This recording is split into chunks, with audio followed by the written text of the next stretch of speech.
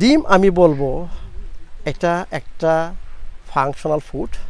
ডিমের মধ্যে সেরের নিউট্রিয়েন্টস আমি যা বলি সব নিউট্রিয়েন্টস আপনার ডিমের মধ্যে রয়ে গেছে, কিন্তু কোথায়? ডিমের সাদা অংশে না ডিমের কুসুমে?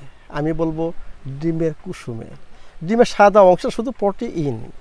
আমি সবসময় বলি যে প্রোটিন আমাদের খেতে হবে, বেশি প্রোটিন যদি আমরা খাই এর সাথে ফাইবার যোগ না করি সেইটা একটা প্রবলেম হবে, কারণ প্রোটিনটা অত্যন্ত দরকার শরীরের জন্য, কিন্তু এক্সেস প্রোটিন আবার সেটা হয়ে যাবে আপনার সেই গ্লুকোজে পরিণত হবে।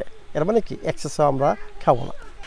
এমন কোনো minerals, vitamins, specially fat cellular ভিটামিনগুলো, ভিটামিন K2 এটার মধ্যে রয়ে গেছে, ভিটামিন D রয়ে গেছে, ওমেগা 3 রয়ে গেছে, এইসব জিনিসগুলো ডিমের কুসুম ছাড়া, ফসফোলিপিডস যেগুলো আমাদের লিভারের জন্য, ব্রেন ফাংশনের জন্য দরকার, সেগুলা আপনার ডিমের কুসুমই থাকে, সাদা অংশের মধ্যে এগুলো থাকে না।